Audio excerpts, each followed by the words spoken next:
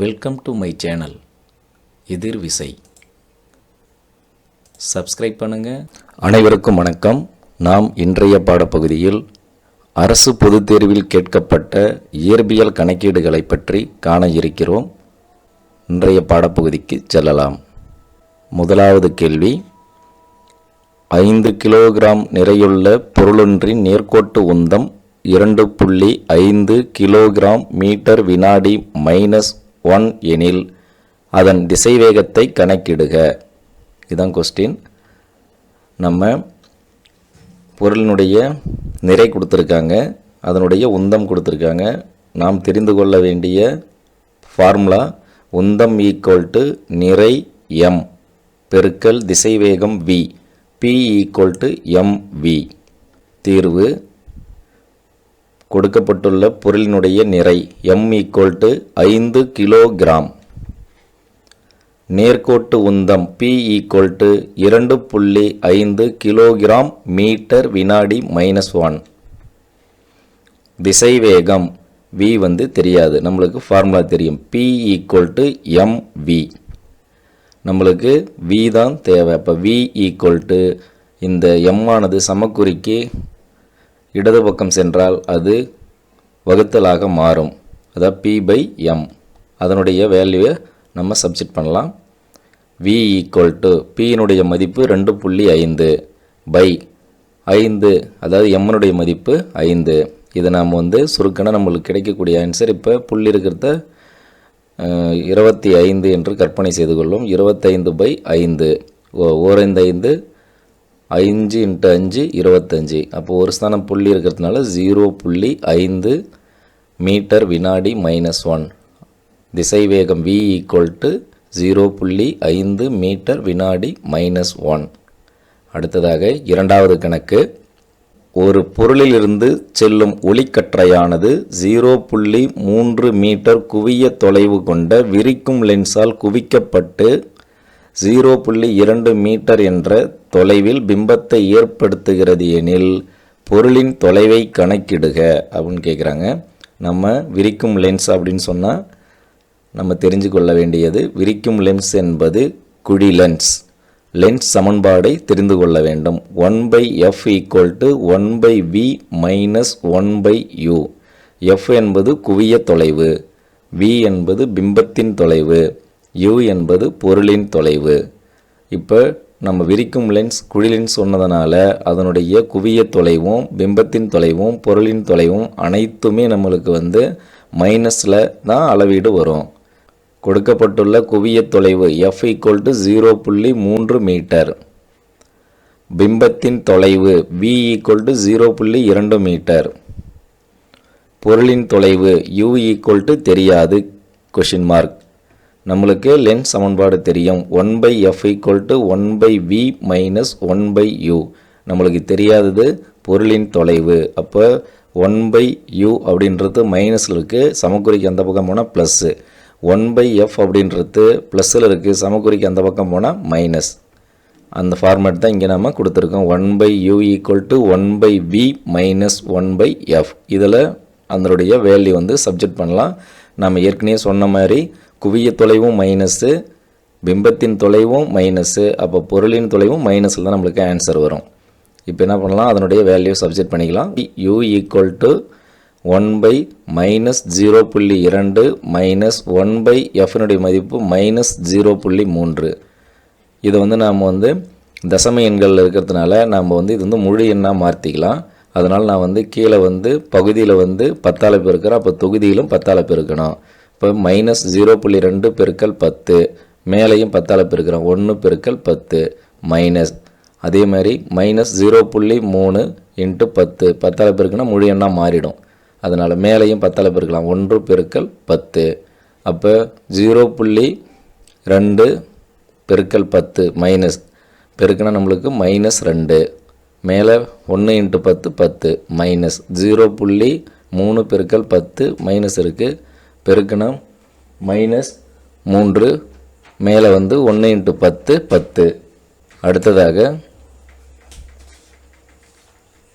அடுத்ததாக குறுக்கு பெருக்கல் பெருக்கலாம். நாம் -3 பெருக்கல் 10 அடுத்தது இங்கே -2 பெருக்கல் 10 பை 6 2 6, அதாவது 3 × 2 6, மைனஸ் இன்ட்டு மைனஸ் ப்ளஸ் 2 × 3 6. இப்போ இதனுடைய வேல்யூ பாருங்கள், -3 பெருக்கல் 10 அப்படின்னா நம்ம பெருக்குனா -30. ஏற்கனவே மைனஸ் இருக்குது, minus into minus plus 2 × 10 20 by 6. இப்போ இது நம்ம வந்து கழித்தோம்னா 30லேருந்து 20 போயிடுச்சுன்னா -10 பை 6. அதனுடைய மதிப்பு தான் நம்ம சப்ஸ்டிட் பண்ண போகிறோம். பை u ஈக்குவல் -10 பை 6. அப்போ u வேணா இது நம்ம தலைகீழாக மாற்றிக்கலாம், -6 பை 10. u equal -6 by 10. இது நம்ம சுருக்கினா நம்மளுடைய ஆன்சர் என்ன வரும், 10ஆல் டிவைட் பண்ணுறதுக்கு வேலை நம்ம என்ன பண்ணோம், ஒரு ஸ்தானம் தள்ளி புள்ளியை வச்சுக்கலாம். அப்போ -0.6 மீட்டர் இதுதான் பொருளினுடைய தொலைவு. தெரிந்து கொள்வோம். கிட்டப்பார்வை குறைபாடு உடைய ஒரு மனிதரால் x என்ற தொலைவு வரையுள்ள பொருட்களை காண முடிகிறது என கொள்வோம்.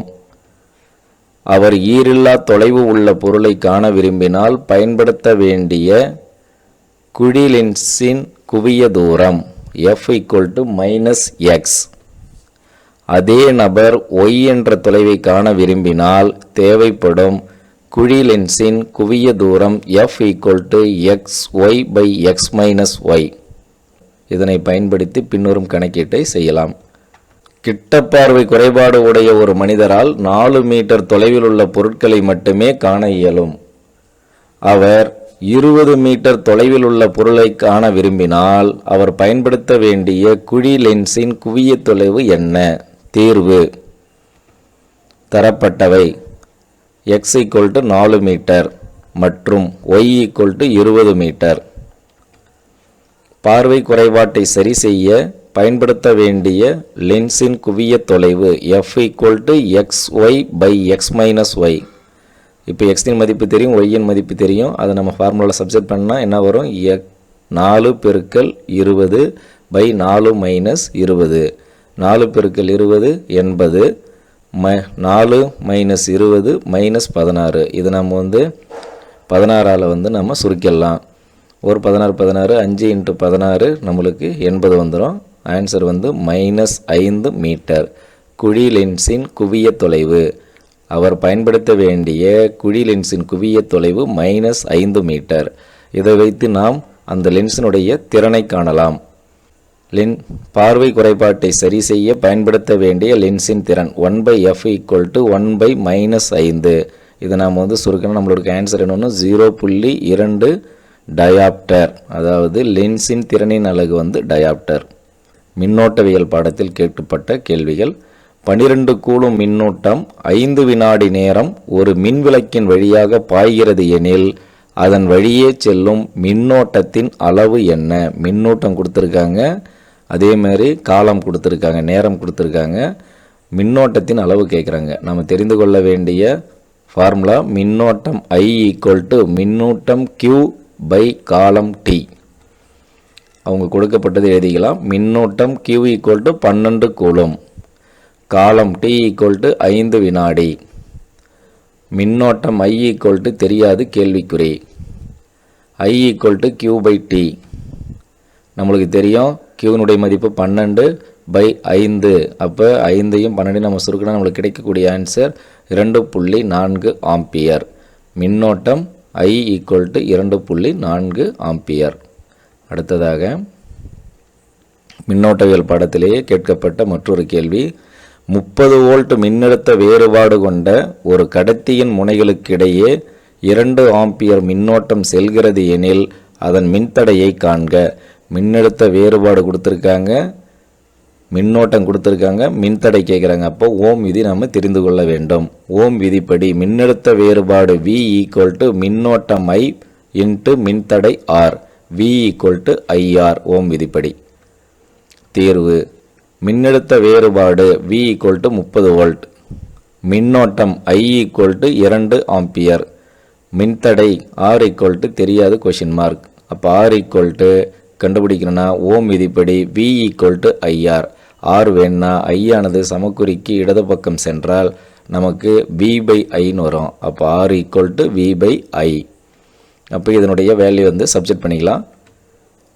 வியினுடைய மதிப்பு 30, ஐயினுடைய மதிப்பு 2. இதை நம்ம 2ஆல் வந்து சுருக்கினால் நம்மளுக்கு கிடைக்கக்கூடிய ஆன்சர் 15. அப்போ மின்தடை R = 15 ஓம். அடுத்ததாக அணுக்கரு இயற்பியலில் கேட்கப்பட்ட வினா, 2 கிலோகிராம் நிறைவழுவுடைய ஒரு கதிரியக்க பொருளானது அணுக்கரு இணைவின் போது வெளியாகும் மொத்த ஆற்றலை கணக்கிடுக. அணுக்கரு இணைவின் போது வெளியாகும் மொத்த ஆற்றலை கணக்கிட சொல்கிறாங்க. நாம் என்ன பண்ணோம், ஐன்ஸ்டீன் நிறையாற்றல் சமன்பாடை தெரிந்து கொள்ள வேண்டும். ஐன்ஸ்டீன் நிறையாற்றல் சமன்பாடு E = mc². E என்பது ஆற்றல், m என்பது நிறை, ஒளியின் திசைவேகம் c = 3 × 10⁸ மீட்டர் வினாடி -1. இதை தெரிந்திருக்க வேண்டும் கணக்கீடை செய்வதற்காக. அடுத்ததாக தீர்வு. நிறைவழு அதாவது நிறை m = 2 கிலோகிராம். ஒளியின் திசைவேகம் c = 3 × 10⁸ மீட்டர் வினாடி -1. ஐன்ஸ்டீன் நிறையாற்றல் சமன்பாடு E = mc². இதனுடைய வேல்யூ வந்து நம்ம சப்ஸ்டிட் பண்ண போகிறோம். m-னுடைய வேல்யூ, c²னுடைய வேல்யூ, c-னுடைய வேல்யூ.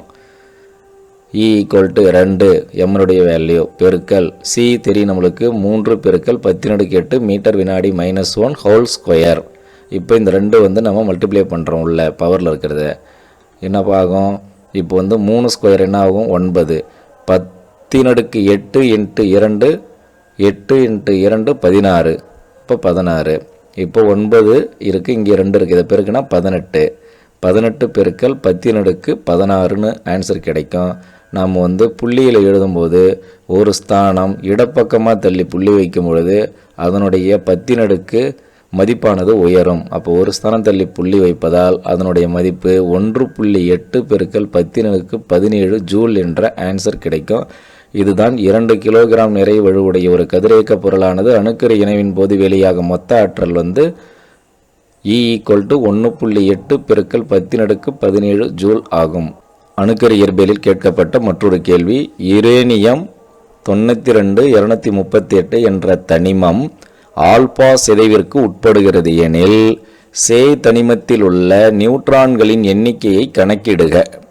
ஒரு தாய் உட்கருவானது ஆல்பா சிதைவடைந்து அதன் நிறை எண்ணில் 4 குறைந்தும் அணு எண்ணில் 2 குறைந்தும் புதிய சே உட்கரு உருவாகும். இதுதான் ஆல்பா சிதைவு. அணு எண்ணில் 2 குறையும், நிறை எண்ணில் 4 குறையும். தீர்வு. அதற்கு முன்னர் நாம் வந்து ஒரு தனிமத்தில் அணு எண் எது நிறை எண் எது என்பதை தெரிந்து கொள்ளலாம். இங்கே x என்பது தனிமத்தினுடைய குறியீடு இருப்பதாக கொள்வோம். z என்பது தனிமத்தினுடைய அணு எண், a என்பது தனிமத்தின் நிறை எண். நியூட்ரான் எண்ணிக்கை கண்டறிய நமக்கு ஏற்கனவே படித்திருப்போம்.